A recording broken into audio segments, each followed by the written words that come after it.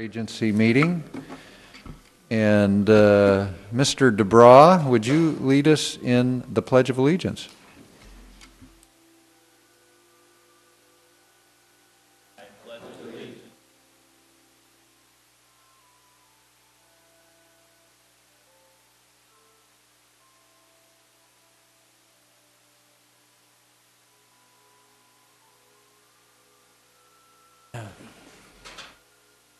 Thank you. Any changes the board wishes to make on the agenda?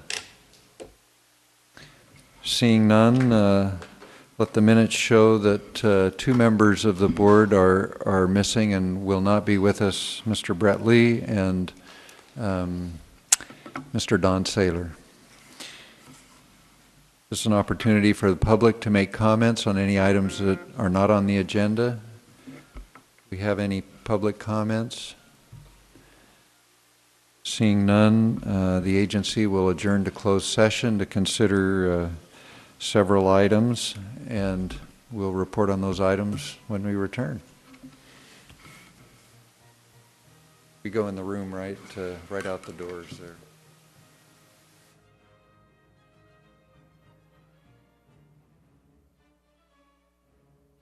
Very good. The board met in closed session, and we have nothing to report out. We do have several agenda items that will address the issues discussed. We have a consent agenda in front of us. First of all, let me ask if there's any member of the public that wishes to make any comment on the consent agenda. Seeing none, I'd like to just ask for one correction on the minutes in item A. The last paragraph on page 3, the chairman of the Yolo County Flood Control Water Conservation District is Jim Mayer, not John Mayer, James Mayer. So if we could make that correction to the minutes and include that in our adoption. We have a motion to approve the consent agenda. Second. All in favor? Aye. Opposed? Abstentions? Motion carries. Item 4 is the update on the surface water project. Dennis? Chairman Marvel and board members, a brief report for you this afternoon on the status of the overall surface water project. I wanted to briefly cover our project cost and schedule, talk about some recent activities and accomplishments, and then look forward 3 months for what we have upcoming in terms of milestones and anticipated activities. This is a slide that a chart that you've seen before. This remains our current joint project cost estimate. Total capital cost of $245 million, and of that, the construction cost is $181 million.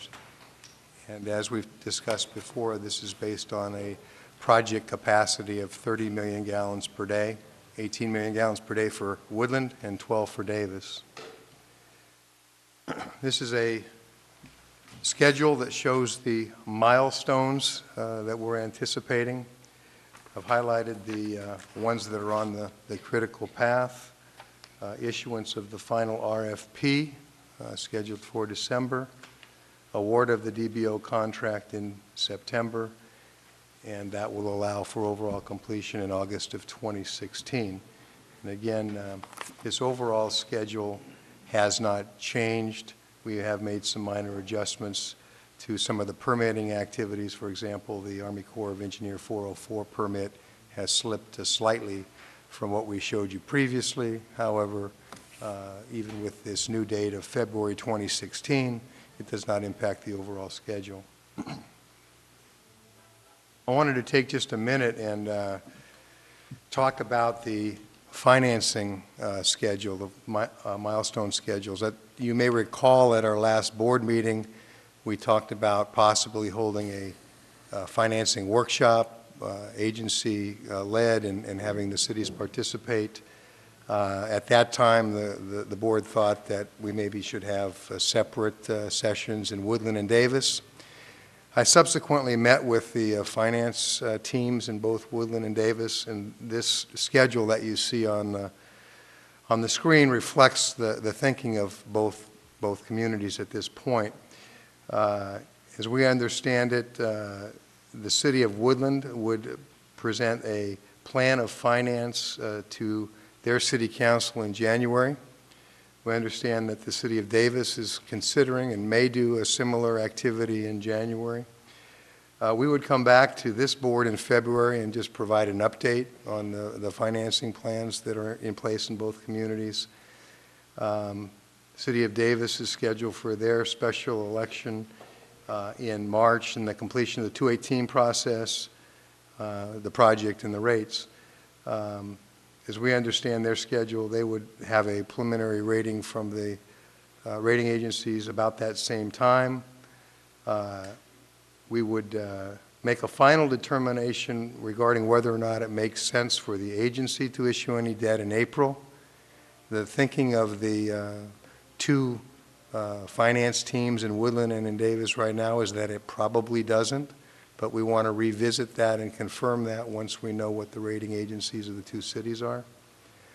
And as you can see from the rest of the schedule here, the cities would seek authorization to issue bonds in August, and that would then line up with the agency's schedule to award the service contract in September. So again, this is kind of a compilation of the activities that we understand are being discussed and contemplated in both Woodland and Davis. Turning to recent activities, we continue to pursue state revolving fund low-interest loans. We reported on this at our last board meeting. Subsequent to that meeting, we have submitted documentation to the health department for the wells that have been destroyed and taken out of service, and we're waiting to hear back from them on the completeness of that information, and also hopefully a determination as to how much SRF funds might be available for the project. We continue to support Woodland and Davis as the cost-sharing discussions take place, and we continue to acquire the necessary land and right-of-way for the project. With respect to environmental and permitting issues, we have completed the environmental assessment for what we had been calling the Harlan Bypass. The board just approved that CEQA documentation, addendum number 4 in your prior item. And we continue to make steady progress on all of the other permitting and environmental requirements needed for the project. With respect to planning, design, and construction, the joint intake is now, the design for that facility is 100% complete. We have finished a final preparation of the RFP, and you'll be considering that later in the agenda. We have completed an analysis of our ability to obtain WAPA power through RD 2035 for our intake facility, and determined that that would save the agency a significant amount of money in terms of lower energy costs. So we continue to pursue that with RD 2035 and WAPA. And as reported last time, we did complete the regional water treatment facility site fill, and that was a very timely completion of that project prior to the onset of the rains. And again, that was spearheaded by the City of Woodland. Program management, looking forward over the next 3 months, we'll continue to pursue the SRF loan opportunities, continue to support Woodland and Davis, look for ways to optimize our project.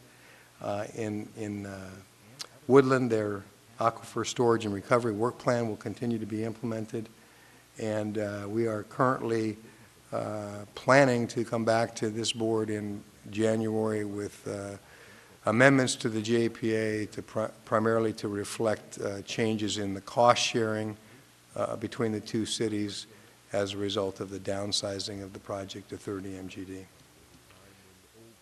We have a number of environmental and permitting activities that we believe will be completed over the next 2 to 3 months. They're listed on this slide. The key one is the 404 permit from the Army Corps of Engineers. That is the one that is probably most significant and the one to keep our eye on. We also plan to initiate an aerosol study at the treatment plant site pending further board discussion and direction this afternoon. Land acquisition and right-of-way will continue. We have outstanding work left to be done with Yolo County regarding the overall encroachment permit, some finalization of agreements with CPG, and obtaining the necessary rights from the Sierra Northern Railroad Company. Also in February, assuming that the board takes action as recommended on the RFP this afternoon, we'll be getting our first response back from the DBO teams on their innovative ideas and concepts in February. So with that, I'd be happy to answer any questions. Do you have any questions? Yeah, we go back to the amendments necessary on the JPA agreement, and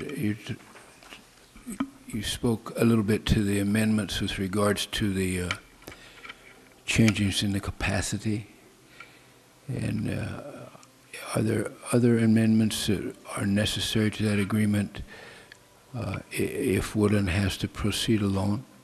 And if so, when would those amendments be addressed? Let me see if I can get back to that slide. I'm having trouble with this.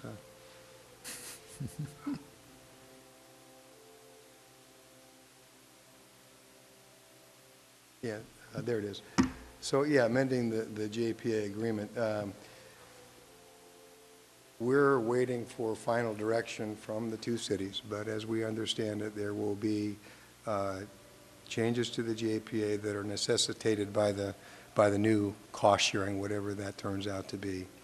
And there will also be changes to accommodate the situation that may arise, hopefully not arise, if Davis were to not proceed with the project. We want to make changes. We've been asked to make changes that would allow for Woodland to proceed with the 18 MGD project on their own.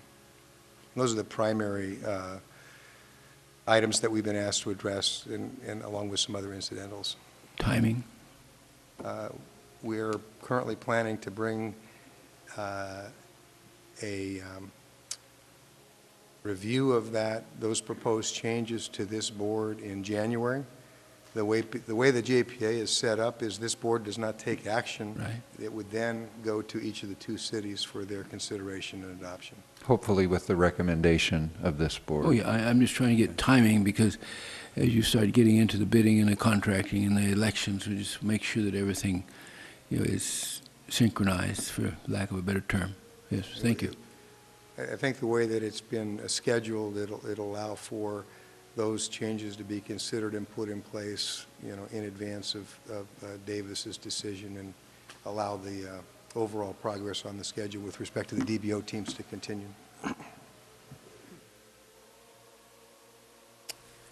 Yes. Two things, Dennis.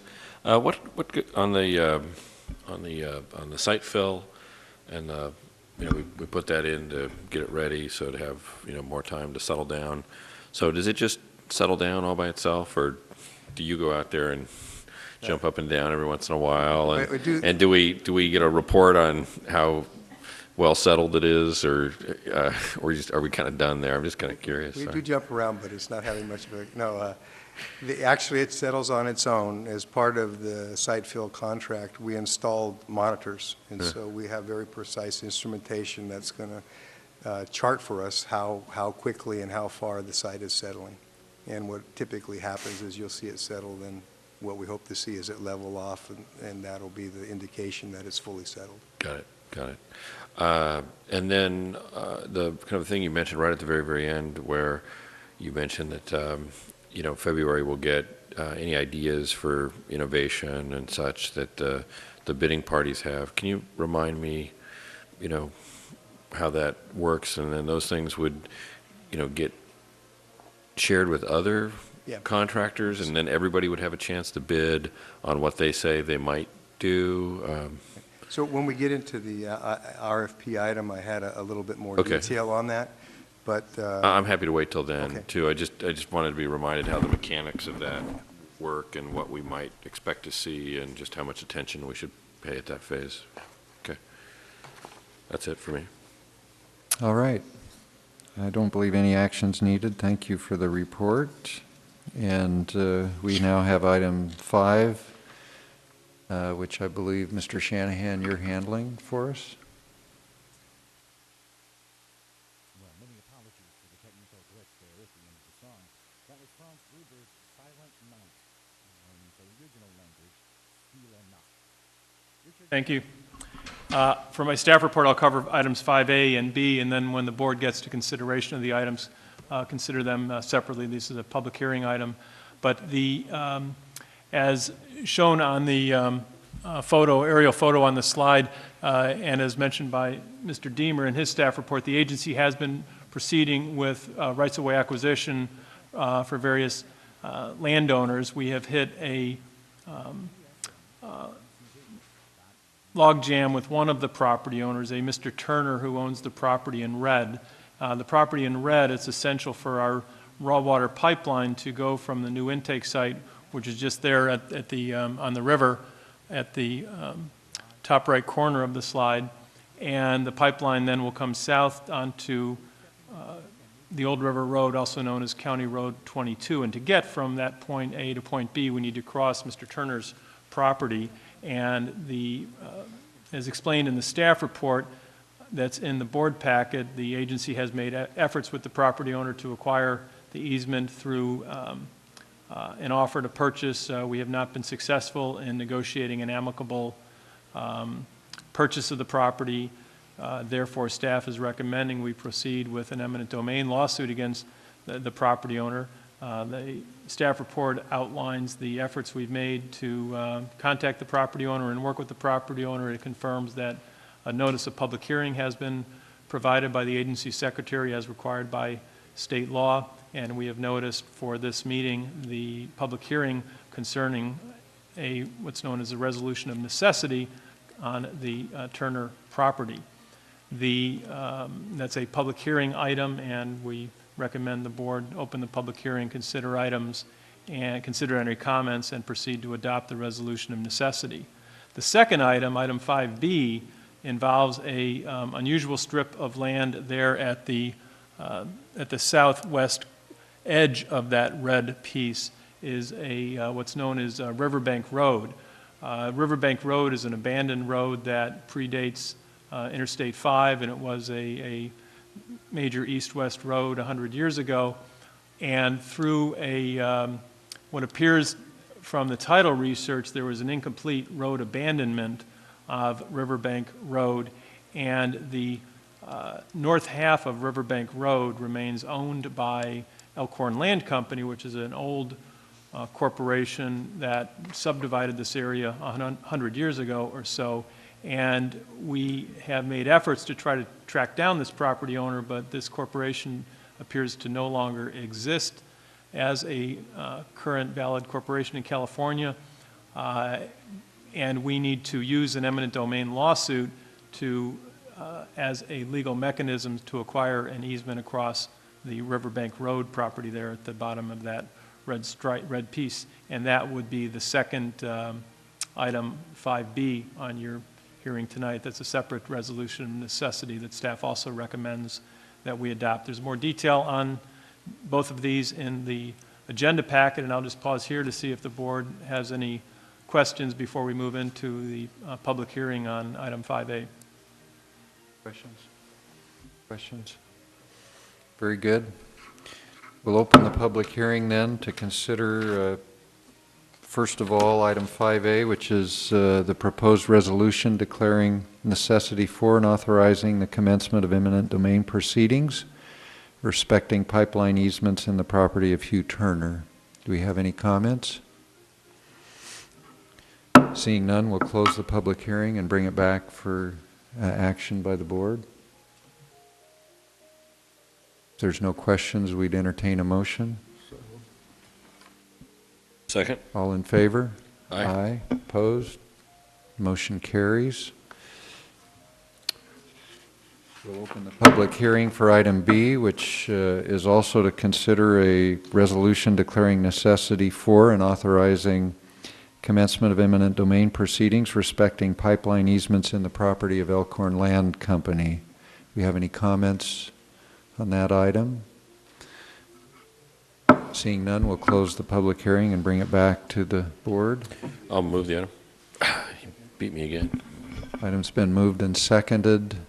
All in favor, say aye. Aye. Aye. Opposed? Motion carries. We'll move to item 6, which is a resolution regarding the changes to the water treatment plant capacity. Yes, Chairman Marvel and board members, we're recommending that the board adopt a resolution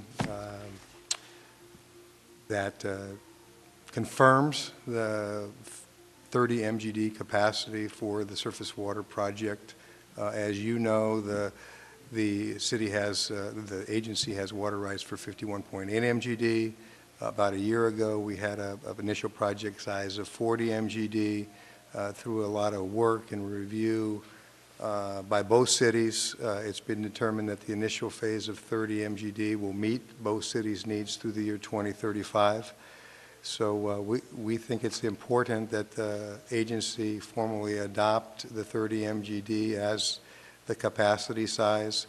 It'll provide certainty to the DBO contractors and to others as we go forward in the process. And so what we have before you is a recommended resolution confirming that initial capacity of 30 MGD for the project. Questions from the board? Skip?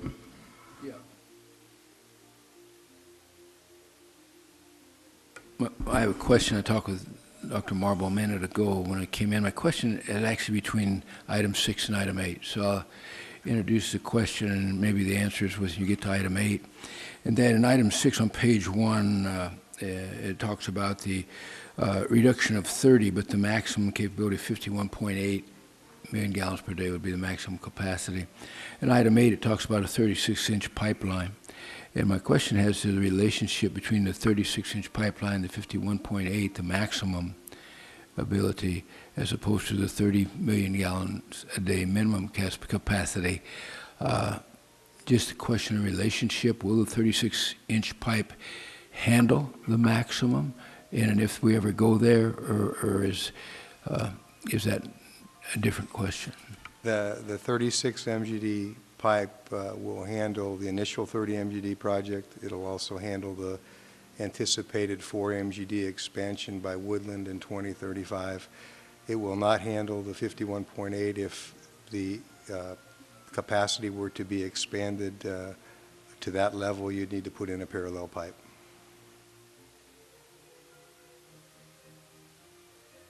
Follow it? Well, I do follow that, and I guess the second question is, what size pipe initially would be necessary to handle? Because, it seems a little, it seems problematic to me to go back in 10, 15 years and take another home and go through it all again, unless the costs are such that we can't do it now. Everybody may have addressed this. I'm new on the board, so I have that question. And where I'd been to visit, in Sacramento, they talked about, never put a pipe in the ground that's too small. Yeah. And so that's my issue. So we don't have to sort that out now, but I would like that information provided for me, because if we have to put an add alternate out or something like that to find out what that be, I would be interested in that information. Okay. Thank you. We're happy to provide that. Any further questions? No, I appreciate that questioning, or those questions, Skip. But of course, the treatment plant to Woodland pipeline is capacity of 27 MGD. Is that right? Woodland has 2 finished water pipelines. They have one that's going north and one that's going south, one that's 24 and one that's 36 inches. Okay. But the capacity of the treatment plant is 18 MGD in this initial phase. Right. Okay, I thought I said 27 in there, but that's good to know. Good. Okay. Well, I think we're at a point of entertaining a motion then to establish the capacity of the water treatment plant. And I'll move the item. Happy to second. All in favor, say aye. Aye. Opposed? Abstentions? Motion carries. Item 7. Yes, Chairman Marble, board members, in your packet is a staff report that acknowledges the fact that the Veolia water team has withdrawn from the DBO process, and it discusses our conversations with Balfour Beatty. As you'll recall, Balfour Beatty was ranked number 4 during our initial shortlisting process. Their team was determined to be qualified, but the agency had made it clear that we would limit the shortlist to 3 teams, and we indicated at that time that should things change that we would reconsider Balfour Beatty. So Veolia's withdrawal has resulted in a change, and we are talking to Balfour Beatty. We talked to them as recently as this morning. Their initial response was they felt that they were, because of the amount of time that has elapsed and their lack of participation in the process over the past many months, that the time with the issuance of the DBO proposal today and then the scheduled deadlines that have been identified, that they would be hard pressed to come up to speed quickly enough to participate. We did discuss, whether a little bit more time would allow them to re-enter the process. So they are in the process of going back to their team members and exploring that. I think the conversation was very good. I think they were encouraged by the fact that if they had a little more time, that might be what they needed to feel confident re-entering the process. Unfortunately, we don't have a final response or answer for you on that today.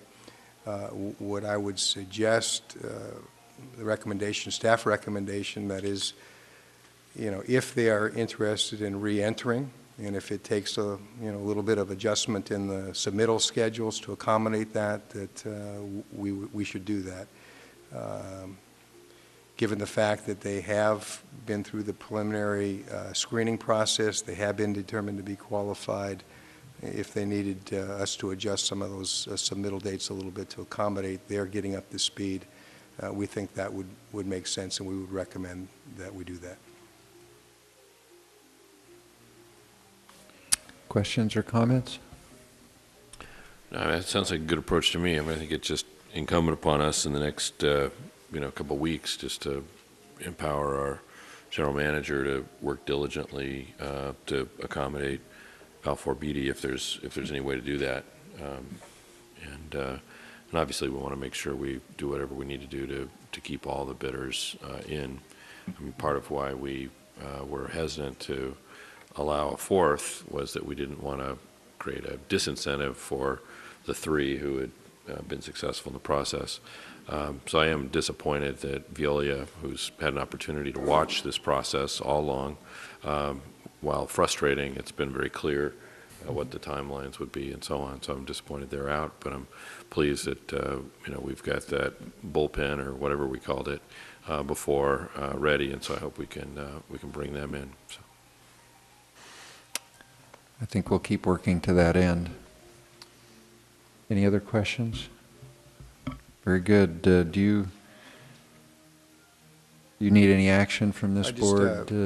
I understand the direction from the board would be to work with Balfour Beatty, and if we can, make adjustments in the schedule, the submittal schedules to allow them to participate. And if that is able to be accomplished, we'll add them to the team. Very good. Great. Okay. Item 8 is a big item here. Consider, you going to handle that one, Dennis? I was gonna You try, turn that but to I- the attorney here. I have a lot of or support Jim or to my somebody. left and behind me, so if I get into trouble, I'll be calling on them.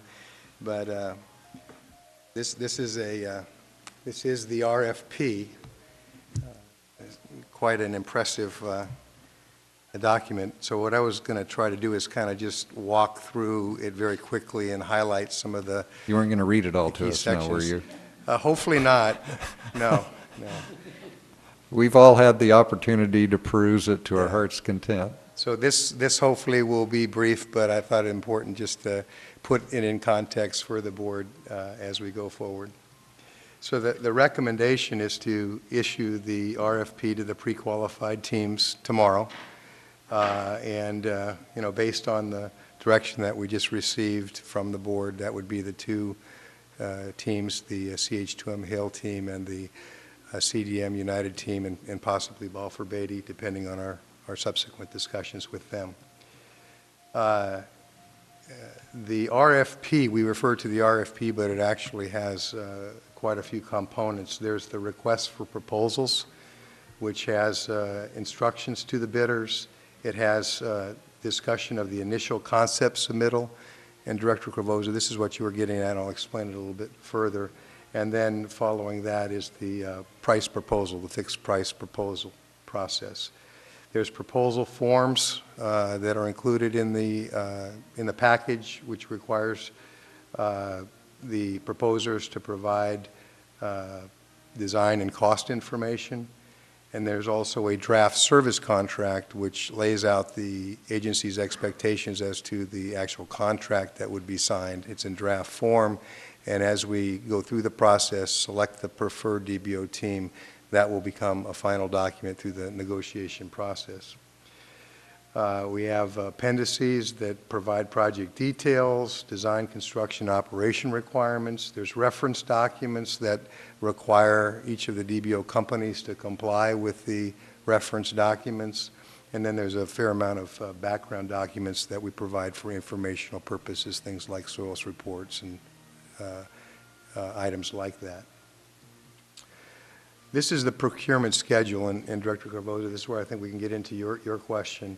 We did issue the draft RFP for external review for the board and the public on November 15th. We posted it on our website. We're asking the agency board to approve the RFP today, and we would issue the final RFP tomorrow. The proposers would then submit concept proposals or initial submittals in February.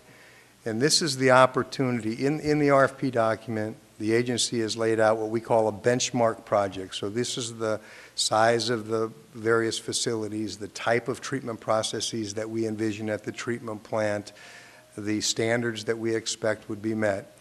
This is the opportunity for each of the DBO teams to come in and propose something more innovative, more creative, more cost-effective. And they would do this through this initial submittal, concept submittal process. Would not ask them to price it out in detail, but just to ask to substitute what they would believe would be better technologies or better approaches to what we've laid out. Then what happens is, jumping down to April the 18th and 19th, the agency has a chance to review those suggestions, those submittals, and determine whether it's in the agency's best interest to accept them or not. Those suggestions that we feel have merit and that we want to incorporate into the design, build, operate selection process would be formally identified in an addendum to the RFP that would go out to all of the 3 bidders, hopefully. And that would signal to all of the bidders that if one of the agencies or one of the proposers has suggested a change, then we're allowing that change to be incorporated by all of the bidders. In the middle, and what I stepped over here, is the process in Davis, where the election and then the decision by both Woodland and Davis in the March time frame to finally approve the project. If Davis's election turns out that they approve the project, then we would move forward with the 30 MGD project. If Davis does not proceed, the Woodland authorization in March would be for the 18 MGD only project. We would then have priced proposals submitted by the DBO teams in June. We would review those priced proposals, make sure we understand them, and we would come back to this board in August with a recommendation as to the preferred bidder or the recommended bidder. Then, assuming that the board concurs with that recommendation, we would negotiate the final contract provisions and bring that back for award in September. So that's our overall schedule for the RFP. Important, the initial concept submittal, I failed to mention this, but we've asked the DBO teams to provide design information for both the 18 MGD and the 30 MG. What would be different between the two so that we can preserve the alternative that allows Woodland to proceed independently should the vote in Davis not accept the project. The price proposal, this is when we actually select the project and go out for fixed price proposals. It's based on either the 30 MGD or the 18 MGD. That specific capacity does get identified in the addendum that goes out in April, and we'll just have a price proposal on one project, either the 30 or the 18. The benchmark project that I mentioned earlier is based on 30 MGD. We have the raw water intake, the agency-only facilities, primarily the pumps, the electrical, standby power, and appurtenance will be installed by the DBO contractor. Single 36-inch raw water pipeline. We've specified the benchmark treatment process, including ozone, that we feel best meets the agency's need.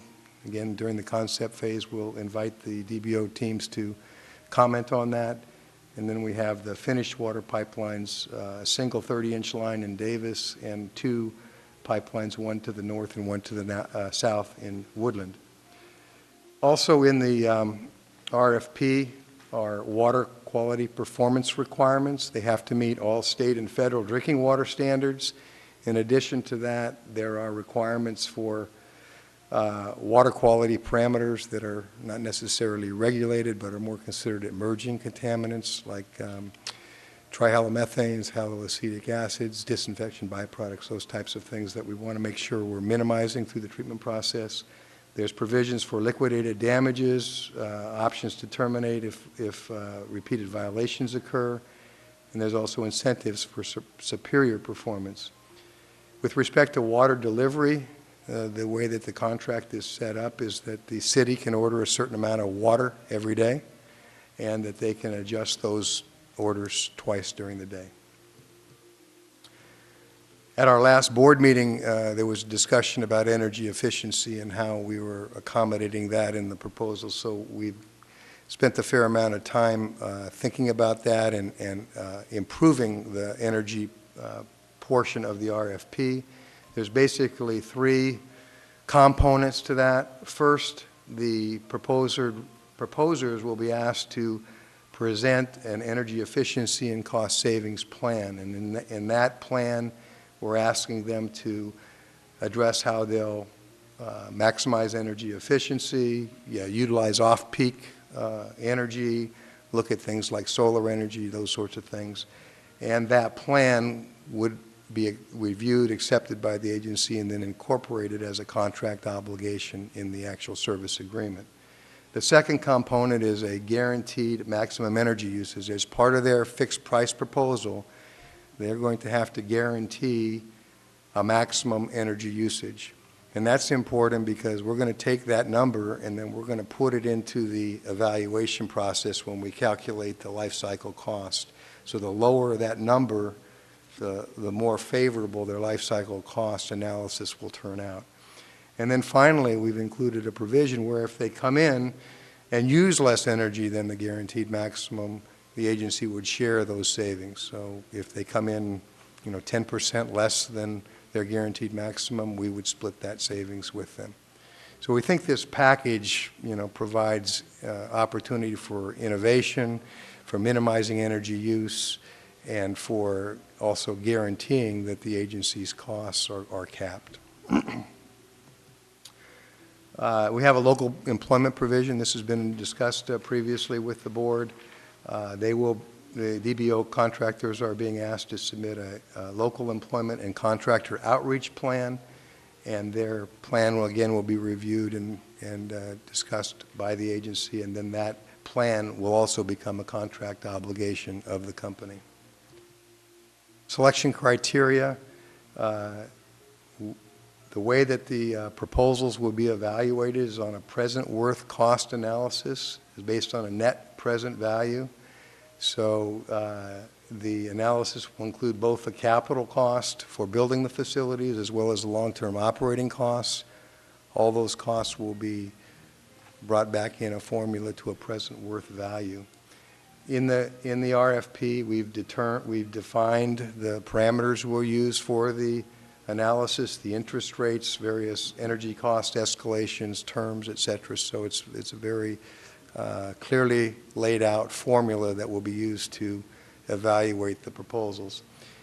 There's also provision for some consideration of non-cost criteria, such as technical design strategy, management approach, and these previously mentioned plans that the agency can consider in the final selection process. And finally, private financing. We have included a 10% private monthly retention of the design build cost in order to comply with the statute requirements for design build operate. This amount will get paid back at the project completion, and it exceeds the retention that's typical with a design bid build approach, which is typically 5%. And finally, let me just summarize briefly some of the key changes that have been made to the document that we're asking the board to approve this afternoon and the document that was posted on the website on November the 15th. We removed a requirement for mechanical dewatering of the residuals. Previously, we had said that the residuals from the water treatment plant had to be mechanically dewatered. We thought it better that we open that up and allow the DBO teams to suggest other ways to dewater and dispose of the residuals. We made the local employment plan that I just discussed part of the contract. We set minimum water deliveries for each city so that there's a series of delivery amounts that each city can select. The quality management plan is required as part of the initial concept submittal as well as the proposal. We've expanded, as I just discussed, the energy efficiency and cost savings plan. We've requested additional information on how the operation, design, construction team will integrate into each phase of the project. We've tightened up some of the contractual requirements, and we've made it clear now that the agency has decided on the final access to the plant that the permanent and temporary access to the plant will be to the treatment plant will be along Road 24. That's just an overview of some of the changes that we've made in the last month or so. A complete list of the changes is going to be included with the RFP and posted on our website. With that, I'd be happy to answer any questions. We'll bring it back to the board. Sid, do you have any questions? Skip? Like always, I have a question or two. How do you address my previous question at this state of the RFP? You had two pipe sizes, 36 and 18, depending on the two options. And I didn't quite understand what you told me a few minutes ago, that it would handle, the 30 plus, I think, an additional 5 MBG. Yeah, we went to each of the two cities and asked them to provide the capacity they need through 2035 and then through 2050. And what we heard back from the two cities was Davis needed 12 MGD through 2035, and they felt that that 12 MGD would also last to 2050. Woodland said that they would like 18 MGD through 2035, and they needed an additional 4 MGD in 2050. So that's 22. So when we looked at the sizing of this pipe, this raw water pipe, 36-inch, It can accommodate the initial 30 MGD capacity, the 18 from Woodland and the 12 from Davis, and it can also accommodate the additional 4 MGD increment in Woodland, so the total of 34 MGD. And that would provide the ability to get you through the year 2050. Beyond that, you would have to provide additional capacity. What we had looked at earlier on when the project was 40 or 52 MGD, the concept was a parallel 36-inch pipe or a parallel pipe.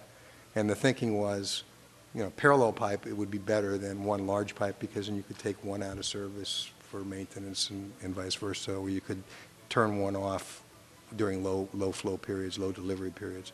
So that's still the concept, is to, at the appropriate point in time, add a second parallel pipe. But given the fact that we're good through the year 2050, we made the decision to not install that at this point in time, but just to recognize that that would be something that would be done 40 years from now. So after all that, you still haven't answered my question. Appreciate the, Okay. yeah. My question is, at this point in the process, can you address the need for an increased size pipe to address the 51 MGG? And I guess the answer is not at this time. That's right. Yeah, that was the question. Thank you. What is the cost differential? Is that on the top of your approximating? Well, we have that thinking? information because when we went back to the larger size projects, we had estimated twin pipes. I don't have it off the top Right, of but my I head. mean just the pipe itself. How much is the extra pipe if it were thrown in? I think that was part of what you were asking, is what would the additional cost be to put in the pipe now, not the capacity for the plant or the intake, but the pipe alone? It's significant. It's in the millions of dollars. I don't have that, but I Okay. can certainly get that for you. But at least several $1 million. Yes. Okay. It's also, this would be something that the DBO teams would look at when they're doing their estimate of how they want to put this together, that they may, at that point, look at putting twin pipes in because of the cleaning, the ability to shut one down and clean one. That'll be up to the DBO teams to process this. Also, the size of the pipe. Excuse me, Greg, are you saying that there's a possibility it could not be one 36-inch pipe, but two 18s or something, two 20s or something like that? That'll be up to the DBO team to look at. That's correct. Okay. And the other thing about the size of the pipe becomes this issue of generational equity, where in 2050 we really don't know what's going to happen, but at that time, if the plant needs to be expanded, then the community at that point would carry, rather than the community now put the dollars into building something that we don't know whether or not we're going to need or not. That's a nice way of saying I shouldn't worry about it because 2015 is beyond my schedule, right? He said, Yeah, you did. Yeah, he said you shouldn't want to pay for it because you're not going to be around to use it. I think that's what I heard him say. On the other hand, he said Cravosa might like you to pay for it because I might need it. I hope. Joe, do you have any questions? No, I just wanted to, we've seen all the DBO rough drafts, gosh, even a year ago or so. I remember going through those. So I just wanted to thank staff and the committee that's put it all together. I appreciate the kind of added attention to the energy efficiency piece. The big idea there is that the person that's paying for the power is the person that's going to have the greatest incentive to reduce energy use. And so by setting up the system that you've got there where the person who's paying, can get some benefit if they can find a more efficient technology that produces some level of return on investment, that looks very good. And the idea as well that that would be shared in part with those who've invested overall in the system, the two cities, that's good too. So I think you've got a nice system there, and all three of those components going to come together nicely. So I just want to thank staff for that. I guess I did want to ask, just like the DBO firms might come up with ideas in the next couple of months and submit them for possible inclusion in the final RFP, is that process would be potentially available to this board or to the general public, right? I mean, Yes. we would go through some kind of consideration of anything that we might have missed, you know, as a result of getting some of the ideas from the bidders. And I just wanted to make sure we would be open to that from others if for any chance something came up. I mean, I think this is very well vetted at this point in time. I don't anticipate that at all.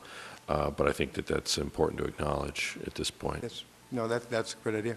Good. And we're making a concerted effort to provide information on the website, and to the extent that people have suggestions or ideas, they'd be welcome. Great, good. So the genie's out of the bottle, you know, as of tomorrow, but there's really still, you know, some period of time where, you know, good ideas can still come forward. We're very open to that. So, okay. And Joe, if Yeah, I could and just I- follow up on something Diane reminded me about, it's a good point, is keep in mind that when the concept proposals come in, much of what's going to be submitted is going to be confidential for a period of time. And so agency staff will have that and will review it. But the only things that are really going to become public are those that are folded into an addendum we plan on issuing to the RFP in later in the spring. Right. So anybody else could submit those, then they'd be considered by staff, Yeah. and presumably also those ideas could, you know, prompt some ideas that staff would hone. So it's not as though we're just going to take one contractor's idea and throw it into the RFP. We might take it and modify it in some way to be Right. what we think is acceptable for the project. Yeah. Good. Yeah, very good. What I was going to say has already been said largely, but I do want to highlight that these documents that you raised up, the two large folders, not even folders, binders, I don't know what those are called, 4-inch binders or something, but Binders full of those water. documents have been on our website, and I think we've made an overt attempt as an agency to be as totally transparent in this process as we can, and we value transparency and have wanted that to be available to the public, and it has been, and going forward it will continue to be, even as those documents are finalized. So we would entertain a motion, I think, at this point then to move ahead to issue the RFP. I'd be delighted to move the item. Second? All in favor? Aye. Opposed? Abstentions? Motion carries. Item 9, which is to consider an amendment to a consultant services agreement. Dennis, is that yours or Richard? Richard's going to handle it. Okay. Yes, concerning item 9, this is a proposed amendment to a service contract with the financial consultant known as Raftellus. This is a firm that the agency worked with during the DBO request for qualifications evaluation phase. In the earlier analyses done by the agency concerning the merits and advantages of the DBO procurement approach as compared with the more traditional design, bid, build with public operations or DBB approach, we've provided a lot of materials to the board going back a year plus about the advantages and cost savings of that approach. Those analyses were based, in large part, based on the experience of staff and the experience with other public works projects throughout the country that have been constructed through a DBO method. These earlier analyses didn't really factor in the value of risk-sharing strategies and benefits inherent in a DBO approach. One of the great attractions of DBO procurement is the ability of the public agency owner to try to transfer risk to the DBO contractor. And when you're able to transfer risk, there's often value in that and there's cost savings in that. In order to better understand the risk transfer and long-term savings associated with risk transfer, the agency has solicited a proposal for what's known as a value for money analysis, VFM analysis. Raftellus has substantial experience doing these types of analyses for alternative procurement. A VFM analysis is common in other parts of the country and even the world where DBO procurements are more the norm. Coincidentally, it was included in a recent report issued by the California Legislative Analyst Office, who recommended that for agencies doing DBO-type contracts that you use a VFM analysis to evaluate and confirm the cost savings of the approach as compared with the more traditional DBB approach. So we've solicited a proposal from Reftelis to conduct such a proposal that they have done in the past, and it would result in a more sophisticated financial analysis using computer software modeling tools that Reftelis has developed, and it would take our current DBO and DBB cost estimates that for the life cycle costs of this project, comparing the two, and it would add to that process a risk transfer assessment of what are the risks inherent with the design, building, and construction of the project, what risks are being retained by the agency, what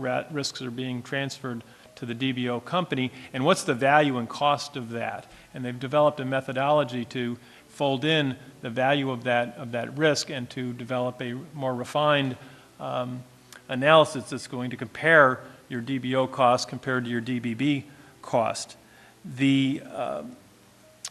What we hope and expect will be that comparison, that more refined financial analysis will confirm what we've already learned and developed for the board, and it will also be more refined and better information because it's going to have this risk transfer element and the cost and value of that associated with it.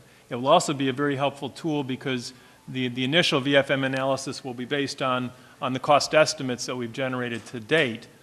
When we get to the price proposal phase of the DBO procurement process, then we can take those actual design build prices and operation prices, fold those into the model, and have a more actual, here's our DBB cost estimate for the life cycle cost of the 20-year life of the project, and here's the DBO cost for that same time period.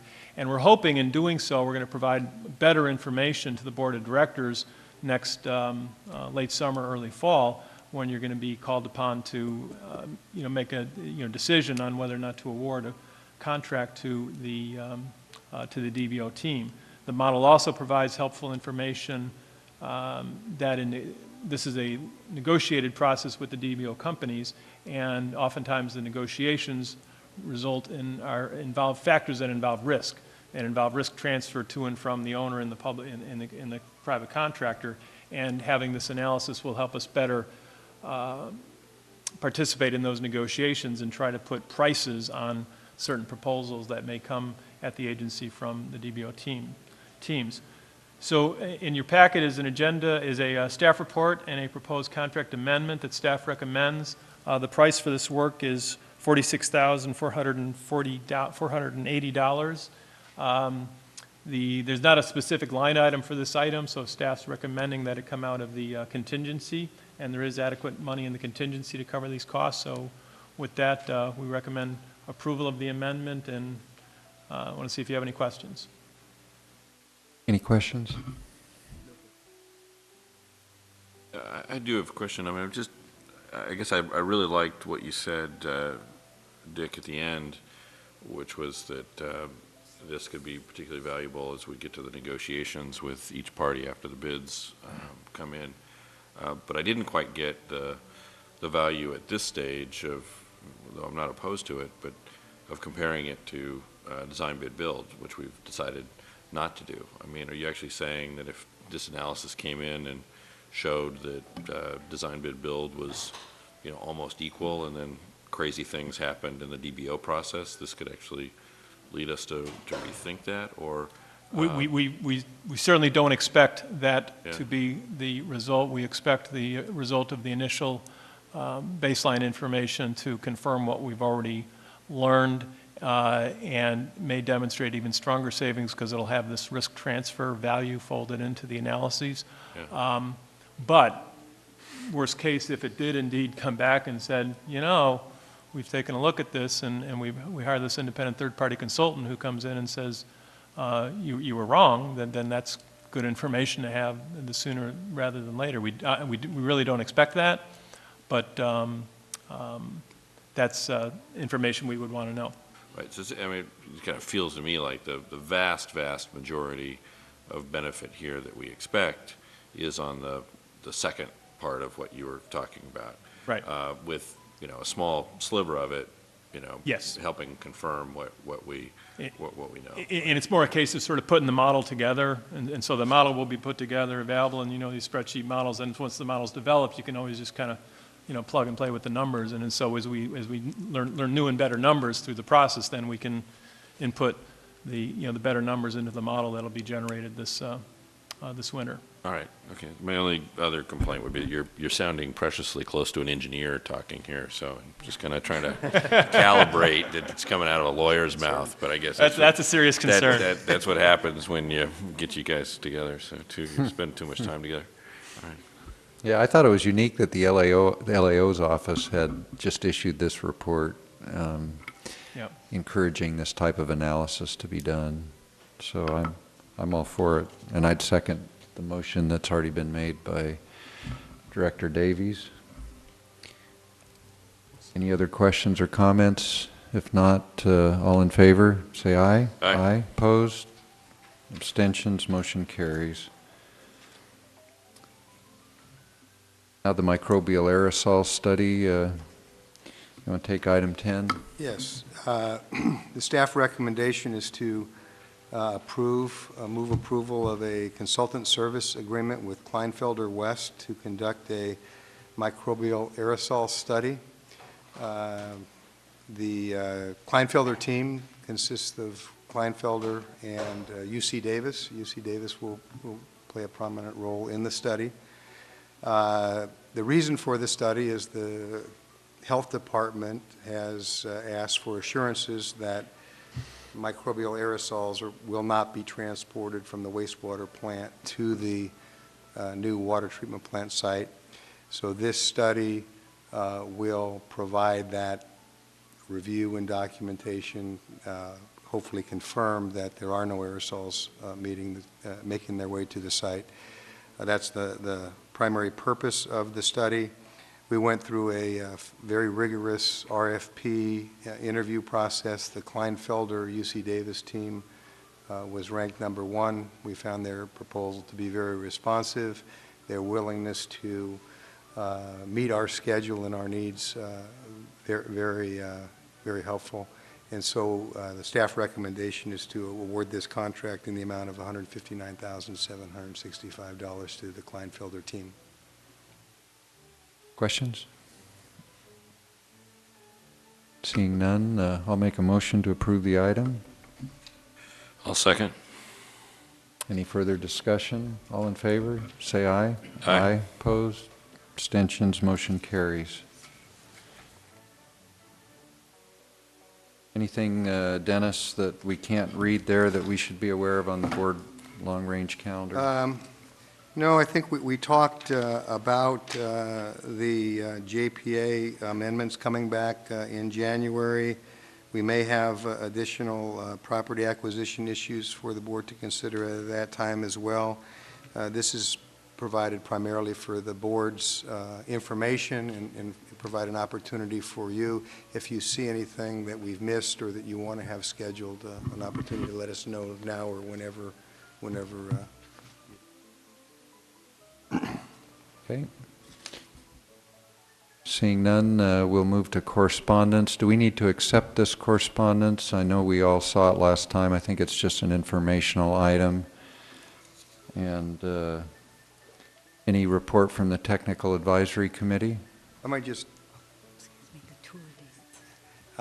point out, there's also, in addition to the letter from the Yolo County Flood Control that you heard about last meeting, we also received word from the State Water Resources Control Board regarding their approval of our water right, and so that's a fairly significant achievement and milestone. And I've included a brief memorandum that Mr. Lilly helped me prepare that explains the significance of that action by the State Board. That's also under your correspondence. Very good. We congratulate all who took part in that. And it was really you look around the room and majority of faces here played a role in that happening. So that's wonderful. Thank you.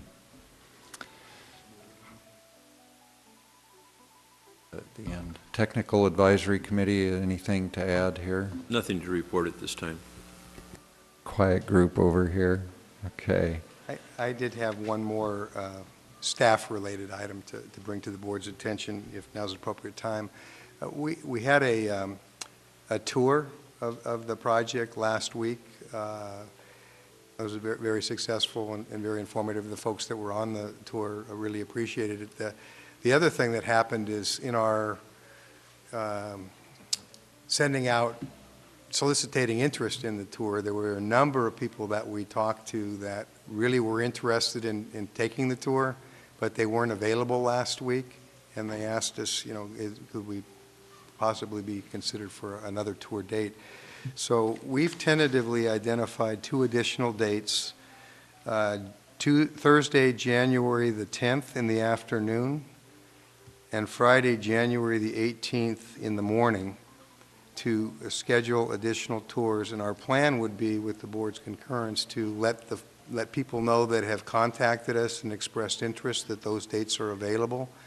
We think we can accommodate about 25 individuals per tour, so we would just fill up the slots on those 2 dates, and, you know, to the extent that there's continued interest, we'd look at additional dates beyond that. January the 18th in the morning, and Thursday the 10th in the afternoon. So if the board's in agreement with that, we'll go ahead and start getting the notices out and making that those tours available. That's fantastic. And certainly reach out again to federal and state legislators. Yes, we'll do that. And to the extent that the board members have any, you know, individuals that you'd like us to contact, please let us know. We'll get them on our list as well. Great. Yeah, I mean, just We'll also include that in our public outreach effort, is to see if we can draw people in to take the tour. Yeah, it seems great. I mean, I think, right, the outreach to the public, you know, filling up those tours is great. And then just being incredibly strategic, too. I think, you know, anybody and everybody that might touch in any way access to state revolving loan fund dollars. I mean, that's kind of the next, at least in my mind, that's the next big opportunity to save money for the project overall. So, you know, I don't know where those people are, you know, located within state government, but wherever they are, if we could, you know, kidnap them or something, bring them on the trip, that'd be great. So that's where we might need Dick, the lawyer, to help us out. Very good. Joe, while you're still there, do you have any comments you'd like to make? No, I think that was it. And I appreciate I was able to go on the tour last Friday. It was really an excellent opportunity to, you know, see where everything's going to be on the ground. It's nice. Sid? Yeah, I just want to say that we've been working with Dennis and Jim and staff to see how, as the project has evolved, to figure out what that means vis-a-vis our agreements with the JPA, with our potential for future water contract. So we've had a couple of meetings on that topic, and we're going to be meeting again tomorrow to work that through, to try to make sure we set it up in a way that's timely with revisions that will be made to the JPA agreement, because we are part of that agreement as well. So we're working on that to try to make sure we do it in a timely manner. Good, thank you. Skip, anything? I'd like to just bring up a couple of things. First of all, on Tuesday, I received another letter really endorsing this project that I think is an important letter when you juxtapose that letter with the Yolo County Flood Control Conservation District letter we received Tuesday under the signature of the Yolo County Farm Bureau. We received a support letter, and I'd like to read that letter. After much discussion, the Yolo County Farm Bureau Board of Directors voted to support the Woodland Davis Clean Water Agency project. Directors supported the project for 3 main reasons: the requirement from the Regional Water Quality Control Board for Woodland to improve its water quality, and the need for reliable water for Woodland residents. And I'm sure Davis residents were implied there, though we were, the Mayor Davies and I were in attendance at these meetings as we discussed this with the Farm Bureau, and certainly Skip's presence there was invaluable. The project will decrease the demand on the groundwater supply, which will benefit Yolo County's ag and rural residents who depend on the groundwater to supply their water needs, as Yolo County's groundwater is a vital water supply source, especially during periods of drought. And number 3, this project will keep the 45,000 acre-feet of water in Yolo County rather than possibly being sold to out-of-county interests. Directors also congratulate you for successfully securing both federal and state funds to help finance the project. And as Joe mentioned, we continue to pursue those funds and we'll continue to do so aggressively. So I'd just like the board to be aware that I'm sending a thank you letter back to Chuck Dudley as president of the Farm Bureau under the Water Agency letterhead, and would invite you both as mayors in your community maybe to respond to that letter representing the interests of the two communities in thanking the Farm Bureau for that support letter. And we might also do the same for the Yolo County Flood Control Water Conservation District. As has been pointed out in these meetings numerous times, this water supply project is one of the foundational primary actions of the integrated regional water management plan of Yolo County, which is the de facto water plan for Yolo County. And I think that can never be pointed out too much, that it's an agreed upon project within this county. And as we continue to move forward, even with the Davis election, I think we're headed in a good direction. Also would like to just briefly discuss or bring up the fact that the cap-to-cap water team will begin meeting in January. I think it's appropriate for this board to have a representative or two on that water team as the board feels appropriate, and I just kind of wanted to get a sense from board members. I've already responded to the water team that I'll be in attendance at those meetings, and I think it would be invaluable if we had other members of the board that could be there in the planning stages as we continue to make this project part of an overall regional effort in Washington, D.C. Any thoughts that either of you have in that regard? Yeah, Bill, I sent you an email asking if you would do that, and I'm willing to participate from City Woodland and plan to participate both in that and the flood team as well. But I think that we have 3 entities at the table. We have the university and Davis and Woodland. So I think it's something that each one of those other entities ought to consider to join you, and I just go along for fun. I don't. Trying to maneuver between multiple teams is a lot of meetings. Joe? Right. I just certainly think participation in cap-to-cap on this issue, and certainly at this time, is critical. Is great. I'm constrained. I've served on a couple of these planning committees for cap-to-cap, and if I do go to cap-to-cap, I'll probably be on one of a couple of other teams. Okay. But I don't know if Davis might be able to participate at the staff level and track it at least at the staff level on the prep committee for cap-to-cap. That'd be great. Good. Yeah. So Good. I mean, and I really appreciate you being as our chair, being lead for that bill. Yeah. Yeah, and it may be. I'm also this year serving as chair of the Transportation Board, and maybe attending, representing that agency as well, and that would make it even more important to have, I think, a council member along. So I think we can work that out, but just wanted to bring that up for discussion. Right. I mean, I will say that one year at cap-to-cap, I tried to participate in 2 committees, and it was truly impossible. It's just, you duck out of one meeting, and they got all their meetings all, queued up in the same place, and you're jumping around, and it's very hard. So, if you can do it, more power to you. But if there's a way to bifurcate at the beginning, I'd certainly recommend it. Very good. I think that's all we have then. So we'll entertain a motion to adjourn. Second? All in favor? Aye. Aye. Meeting adjourned. Happy holidays to everybody and Happy New Year. Yeah.